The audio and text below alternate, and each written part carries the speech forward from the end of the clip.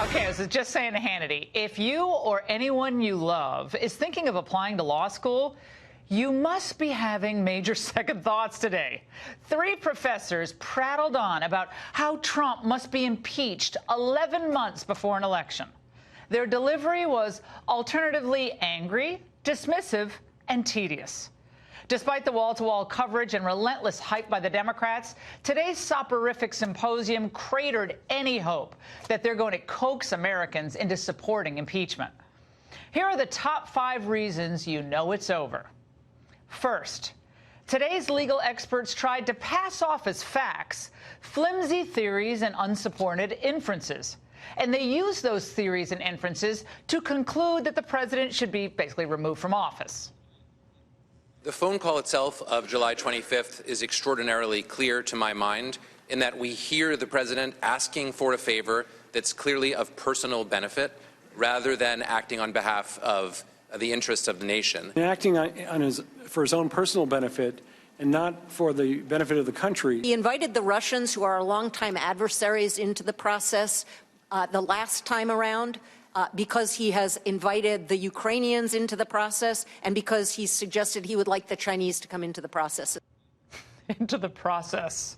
Well, Stanford law grads should demand refunds for any class taught by Carlin without corroborating evidence. Well, she's presuming malign motives on the part of President Trump when an equally plausible motive could be that President Trump, as the nation's chief executive, has every right to want to know whether Ukraine meddled in the last election. And it's for that theory that the president somehow was trying to personally benefit from his dealings with Zelensky. Joe Biden wasn't and still isn't Trump's political opponent in the next election. He's one of several. So how can they so definitively claim that this was President Trump's guiding sole motivation? Answer, they cannot.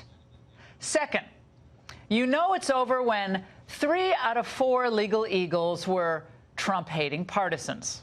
Pam Carlin, she was basically Elizabeth Warren's supporter, gave $1,000 to her last summer. And Trump's rapid response team dug this up when Carlin admitted she was triggered by the mere sight of the Trump Hotel building in Washington. I got off the bus from Dulles down at L'Enfant Plaza, and I walked up to the hotel. And as I was walking past what used to be the old post office building and is now the Trump Hotel, which I had to cross the street, of course. Are you staying there? God, no. Sure. Triggered. And she was in the Obama DOJ as well. Michael Gerhardt from UNC Law School, he once ran media efforts for Al Gore. He also worked for the Bill Clinton presidential transition team in the 1990s. Noah Feldman, a professor at Harvard Law School, has been arguing for impeaching Trump for years. He even once speculated that Trump could be impeached over a tweet that he sent claiming Obama, had wiretapped his campaign. But beyond their bias, there was a nasty, bitter undercurrent that bubbled to the surface, again from Professor Carlin. While the president can name his son Barron, he can't make him a baron. She later apologized, but still couldn't resist taking a jab in her apology at the president. Now, contrast those partisans with the GOP witness, Professor Jonathan Turley. He's not a Trump supporter. He voted for Clinton and Obama. But that made his methodical takedown of the impeachment sham all the more convincing. The record does not establish obstruction in this case. If you accept all of their presumptions, it would be obstruction.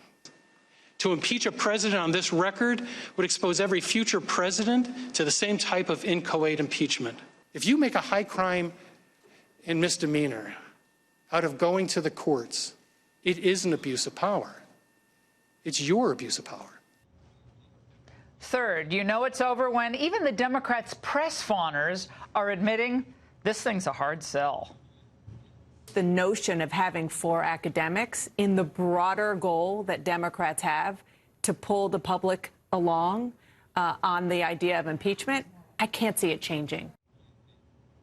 Fourth, you know it's over when the Democrats were straining to invoke the founders. The founding father, George Mason, asked, "Shall any man be above justice?" And Alexander Hamilton wrote that high crimes and misdemeanors mean the abuse or violation of some public trust. Adams wrote to Jefferson. John Adams once wrote to Thomas Jefferson. James Madison said that impeachment was needed. Hamilton got a whole musical, and William Davey is just going to get this committee hearing. Aren't you just devastated that Obama didn't put her on the Supreme Court? You've heard of the School of Rock, right? Well, she, Feldman, and Gerhardt were starring in Law School of Crock.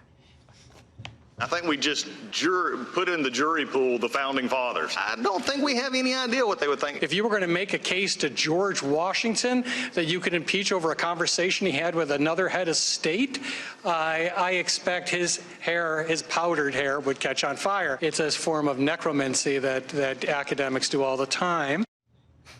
Nice use of the word necromancy. Fifth, you know it's over when Democrats, after all of their outlandish claims, still won't say how or even if they'll vote. I'm going to reserve any kind of a public judgment. I think it's important that we reserve judgment. No decision has been made as to whether or not we go forward with impeachment.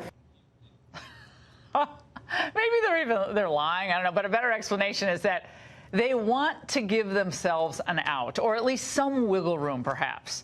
Got to see what those latest polls are looking like. They cite the founders, but what they're really relying on are focus groups. This thing has gone south, and they all know it. But this has been a great 24 hours for Trump. Now, yesterday, he was dominating the agenda over at the NATO summit, pushing for more member nations to pay their fair share. We all love that. Last night, he was mocked by foreign elites in London. Today, he was mocked by academic elites on Capitol Hill. Chalk up another win for the White House. Is there any way, by the way, we can get that lady from Stanford to come back and lecture us some more tomorrow? And that's the angle.